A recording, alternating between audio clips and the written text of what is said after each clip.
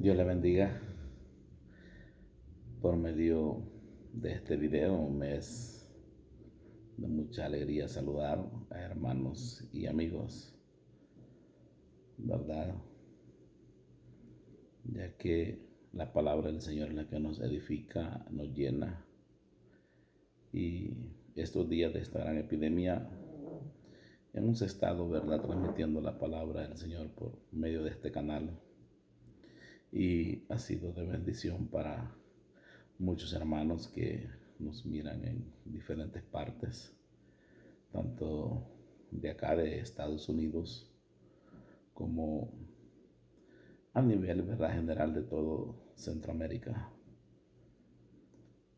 Debido de eso, damos gracias a Dios que la palabra del Señor ha seguido corriendo, aunque sea en esta epidemia tan dura que no podemos congregarnos, pero hemos hecho todo lo que está a nuestro alcance para que el Evangelio o la palabra del Señor esté llegando al corazón de los hermanos y amigos.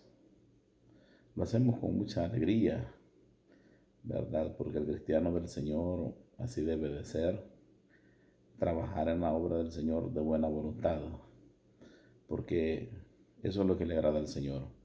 El Señor dijo: mi pueblo lo haré de buena voluntad. Así que nosotros, hermanos, trabajamos de buena voluntad, ¿verdad? Así es que Dios les bendiga a todos. Es de mucha alegría saludarles a esta hora.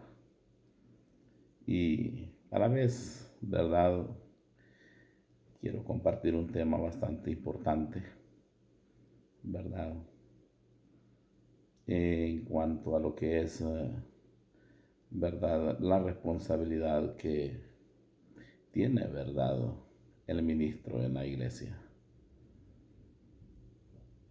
Para ser un ministro lleva un proceso, ¿verdad? El ministro no se puede elegir solo, tiene que ser elegido. El primer paso es diácono, ¿verdad? Tiene que ser elegido por un ministerio, ¿verdad? Todo el ministerio se pone de acuerdo, se analiza el hermano, ¿verdad?, que está en el pueblo y se ve, ¿verdad?, aquel hermano que es un hermano con buenas cualidades en la obra del Señor. Y toma bien el ministerio platicar con él y someterlo a prueba por un tiempo. Siempre en la obra apostólica nosotros hemos trabajado así, de esa manera. Usted puede ver en el capítulo 3 del libro de Primera Timoteo, pues si gusta mejor se lo voy a leer, ¿verdad?, para que vea usted el proceso de lo que es, cómo empieza un ministro del Señor. En el capítulo 3 del libro de Primera Timoteo, nos vamos a ir hasta el versículo 8, mire. Ahí está, ¿verdad?, el reglamento para el diácono. Dice: los diáconos asimismo deben de ser honestos, sin doblez, no dado a mucho vino, no codiciosos de ganancias deshonestas, que guarden el misterio de la fe con limpia conciencia. Y estos también se han sometido a prueba primero, y entonces ejerzan el diaconado si son irreprensibles, ¿verdad? Entonces, con el hermano lo que se hace es que se platica, ¿verdad?, y se somete a prueba. Se le hace saber al hermano de que si alguna vez no diera la medida para trabajar en el ministerio, ¿verdad?, bueno, no dio la medida, no tiene que sentirse mal, tiene que volver a su lugar nuevamente. Esto es, ¿verdad?,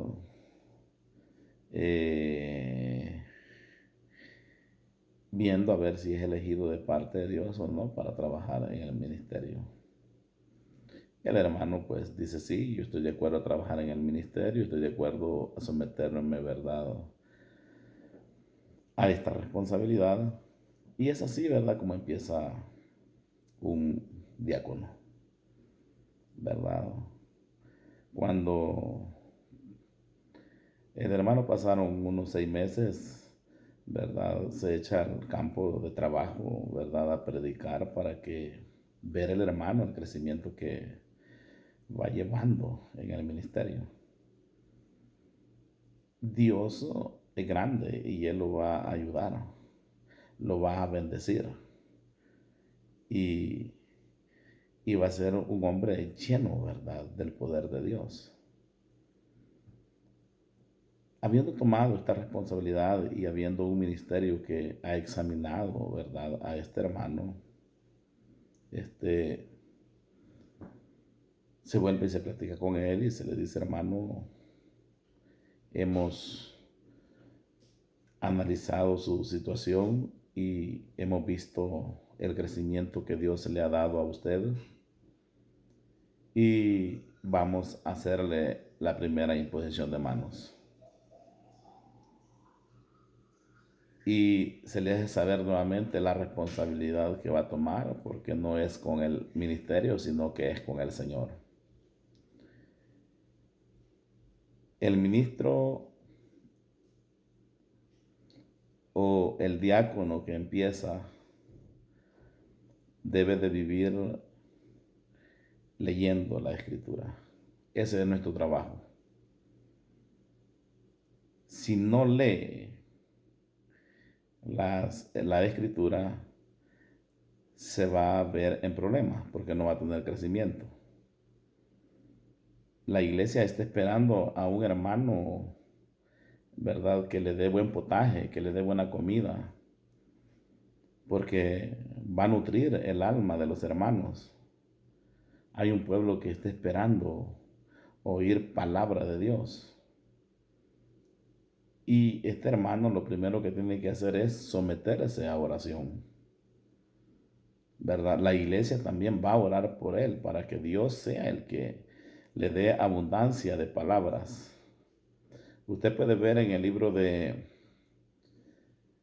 Colosenses, capítulo 1, y en el versículo 9, Pablo dice, desde que os oímos hablar de vosotros, no hemos cesado de orar por vosotros, para que Dios os dé un crecimiento grande, ¿verdad? Dando a entender en todas las áreas, ¿verdad?, que tenían que crecer, ¿verdad?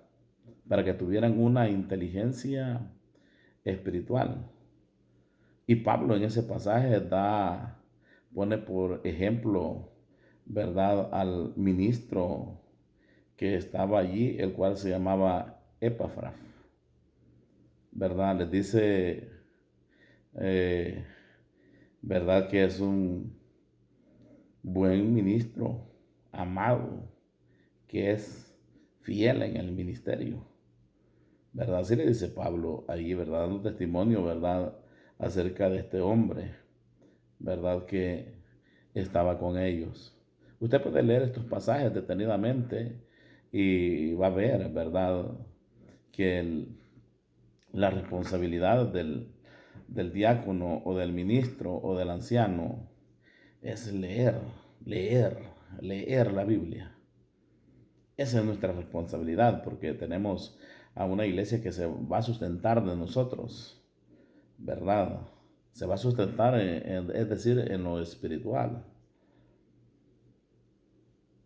Eh, Cualquiera puede decir, no, pues sí, son los ancianos los que deben de tener el compromiso de la lectura. No, es todos los que trabajamos en el ministerio y el pueblo también tiene que leer la escritura. Esto es bien importante, ¿verdad? Tenemos, ¿verdad? Cuando usted ve en el pueblo de Israel, cuando iban a elegir el rey, ¿verdad? Usted puede ver en el libro de Deuteronomio, ¿verdad?, capítulo 17, y versículo 18, ¿verdad?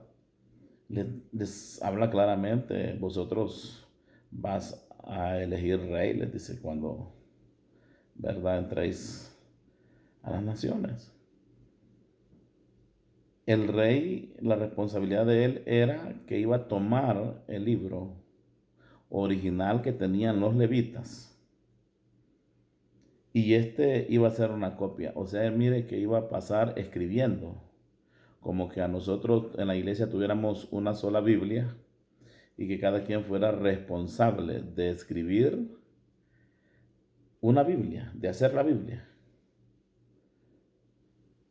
El sacerdote tenía que, el rey tenía que hacer esto, tomar el libro original que tenían los levitas y luego escribirlo. Y no era solamente de escribirlo, sino que al terminar de escribirlo lo iba a leer todos los días. Todos los días. Usted puede leerlo allí detenidamente. ¿Para qué era esto? El primer paso era para que aprendiera a temer a Jehová. El segundo paso era para que aprendiera también a guardar la palabra de Dios, los mandamientos. Lo segundo era para que su corazón no se elevara de sus hermanos y, y no se apartara de los mandamientos de Dios. Por eso él iba a pasar leyendo, leyendo, leyendo. Pero pudiera decir usted, no, pues eran los reyes. La Escritura nos enseña a nosotros que también Él nos ha hecho reyes y sacerdotes para Dios y su Padre. Tenemos la responsabilidad nosotros también, ¿verdad?, de leer lo que es la palabra del Señor. Esa es nuestra ¿verdad?, nuestra responsabilidad. Si usted puede observar en el libro de 2 Timoteo 3:15, Pablo admira a Timoteo y le dice, ¿verdad? Y sé que de tu niñez has sabido las escrituras, las cuales te pueden hacer sabio. Mire cómo le dice, para la salvación por la fe que es en Cristo Jesús. Así que desde la niñez, ¿cómo se mantenía Timoteo, hermanos? Leyendo, leyendo, ¿verdad?, la escritura. Así tiene que pasar, ¿verdad? El ministro tiene que vivir desesperado por aprender de la palabra del Señor, por aprender más, ¿verdad? Más. Así que llega a un término el diácono a un crecimiento grande en todas las áreas. Ama la iglesia, se desespera por ver a los hermanos, visita a los enfermos, se le ve aquel trabajo en la obra, luego lleva crecimiento en su ministerio, porque dice la Escritura que el diácono gana grado para sí.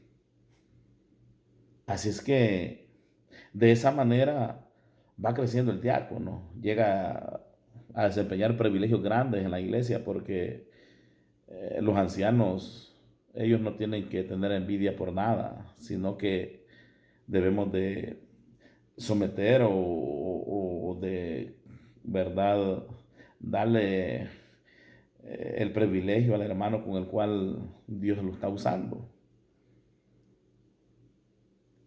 De esa manera va creciendo, va ganando grados, puede llegar a ser bautista en la iglesia, presentaciones de niños, de matrimonios, empieza a desenvolverse en todos los eventos de la iglesia y se va viendo a un hombre, ¿verdad?, usado de parte de Dios, un hombre el cual se le ha visto el gran crecimiento en la obra del Señor. Mire lo que es, ¿verdad? Lo que es hermoso, ¿verdad? Pero tiene que sentirse, ¿verdad? Como aprobado. Por eso es que Pablo le dice a Timoteo en el libro en la segunda de Timoteo 2:15, le dice, procura presentarte delante de Dios como siervo aprobado, ¿verdad? Mire cómo enseña, ¿verdad? Que no tiene de qué avergonzarse, que usa bien la palabra, de verdad.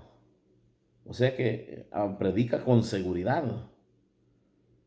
Nada de que allí atientas que será así o no será así. El hombre que es lector de la Escritura predica con autoridad, con seguridad de lo que está hablando, de lo que está predicando, porque ha leído. La Escritura, hermanos, esto es de gran importancia para nosotros leerla. Leerla. Eso me lo enseñaron los hermanos a mí en El Salvador. Yo quiero decirles, soy criado en ¿verdad? En esta enseñanza. Y me bauticé bien joven. Y bien joven empecé este ministerio. Y yo fui sometido a prueba, así como la Escritura lo ordena. Y los hermanos me enseñaron a mí de que había que leer la Escritura, porque tenía una responsabilidad ya en la iglesia del Señor. No era con el ministerio, sino con el Señor, ¿verdad? El crecimiento Dios lo da al hombre que es de Dios. Dios lo hace crecer, ¿verdad? En todos los aspectos de o en todas las áreas. La Escritura tiene misterios profundos.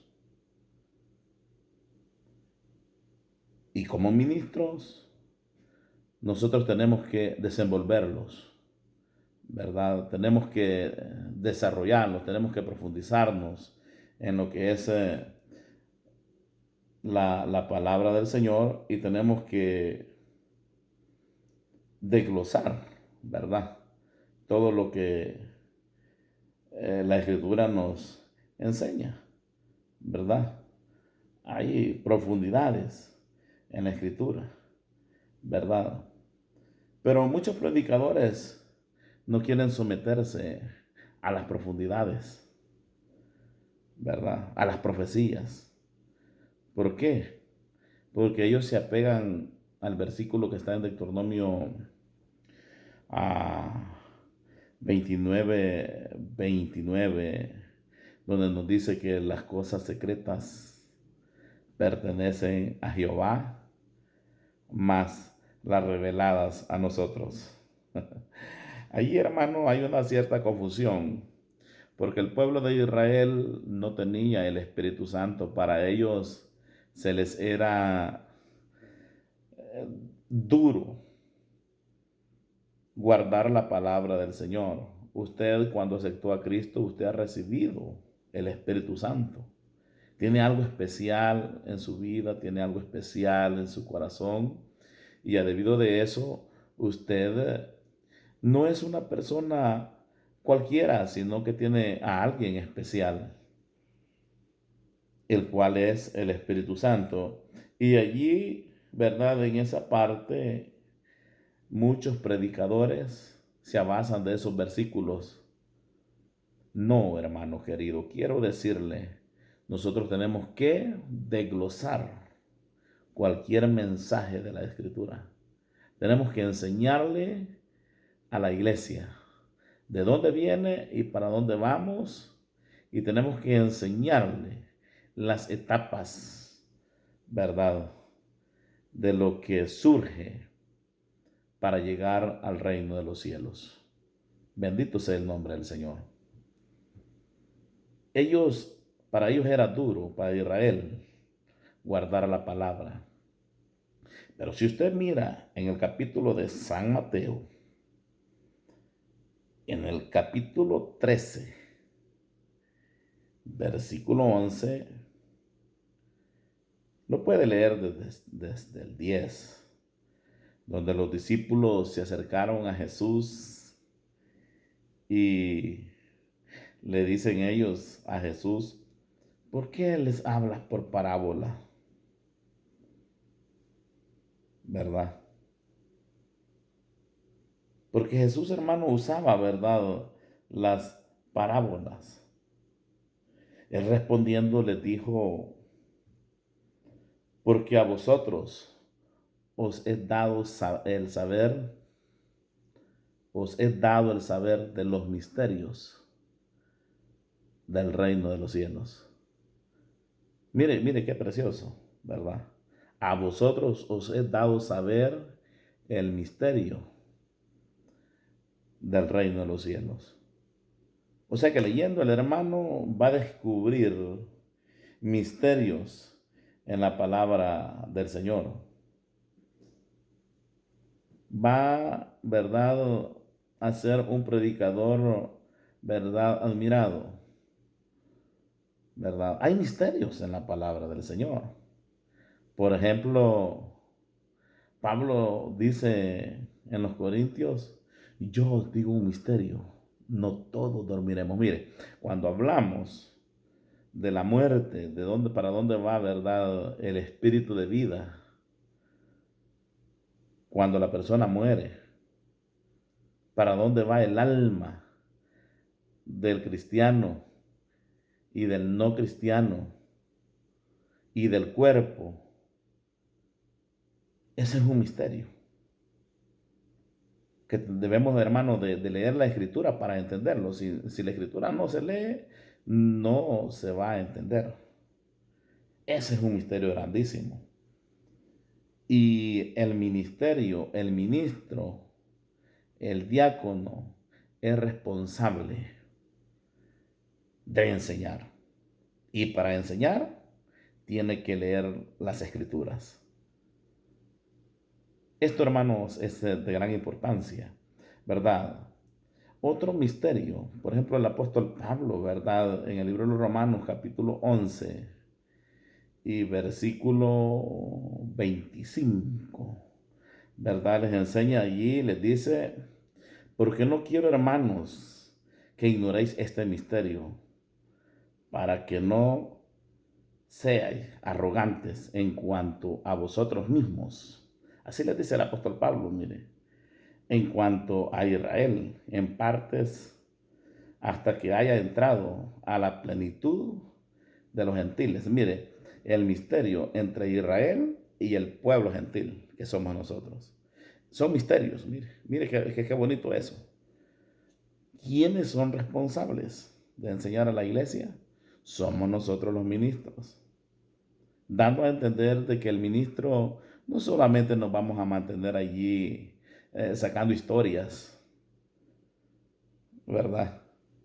Allí, no, hombre, que solo predicando de David, que solamente predicando de Saúl, de Abraham, y verdad del libro de Génesis, de la creación. Es importante, no le digo yo que no. Pero que la iglesia tiene que estar siendo mantenida en todas las áreas, en todos los aspectos. Que no ignore nada la iglesia de lo que es el proceso de nosotros en cuanto a lo que es la venida de Cristo, ¿verdad? Esos son misterios. Hablar del anticristo, predicar del anticristo, desglosar esos mensajes, son misterios. A nosotros se nos ha sido revelado porque tenemos el Espíritu Santo, no estamos solos.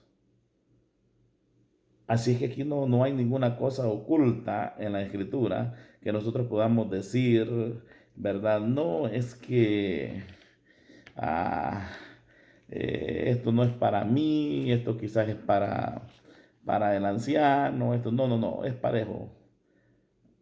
iglesia general debe de leer la escritura para que cuando el predicador va predicando, vaya confirmando, vaya diciendo, es verdad, amén, hermano, así es. Es hermoso oír hombres poderosos en las escrituras, ¿verdad? Así es que yo le digo, yo le invito a leer la Biblia. Llénese de la palabra de Dios. Y usted va a ver con sus propios ojos la bendición que Dios le va a dar al ver el sacrificio que tiene en estar orando al Señor, que por la iglesia en general, estar orando por sí mismo. Señor, revélame la palabra, lléneme de su poder, Señor. Y el ministro vive en esa armonía, leyendo la escritura, y vive, hermanos, con aquel deseo, con aquel ánimo. Dios lo va a engrandecer, lo va a poner en alto. El hombre que es de Dios, ese no anda buscando fama. Dios lo va a enaltecer a donde sea que esté, donde se encuentre. Dios lo va a poner por alto, en alto, porque es hombre de Dios, es un ministro de Dios. Así, de esa manera es la responsabilidad que tiene el ministro en la iglesia del Señor. La iglesia se va a nutrir. Cuando va a predicar el hermano, dicen, no, pues el hermano Julano va a predicar. Qué bonito, qué hermoso mensaje vamos a tener ahora. Porque saben el conocimiento que Dios le ha dado, ¿verdad?, al hermano. Y la iglesia está ansiosa, está con deseo.